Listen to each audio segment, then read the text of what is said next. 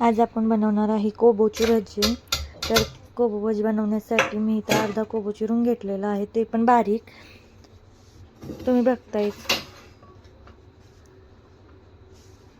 त्या कोबोमध्ये 1 चम्मच लाल तिखट, अर्धा चम्मच हळदी पावडर व चवीनुसार मीठ। नंतर त्याच्यामध्ये लसूण, आलं, मिरची, मीठ टाकून बारीक करून घेतलेली पेस्ट टाकावं 1 चम्मच। त्याच्यानंतर 1 वाटी भरून बेसन पीठ, थोडीशी कोथिंबीर आणि थोडं मिक्स करून घ्या नंतर हाताने।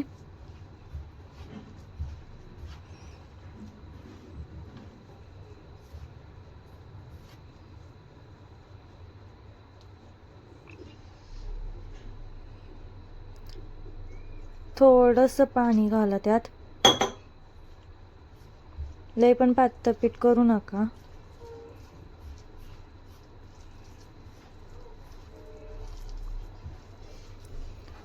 सगळं एकत्रित करून घ्या, मिक्स करून घ्या।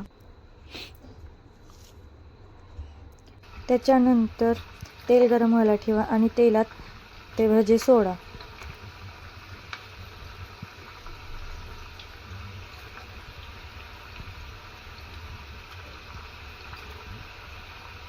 सुरुवातीला गॅसची फ्लेम मोठी ठेवा, नंतर तेल तापल्यानंतर किंवा भजी सोडल्यानंतर फ्लेम हळू ठेवा। त्याच्यामुळे आपले भजी क्रिस्पी बनतील। तुम्ही बघताय भजी कसली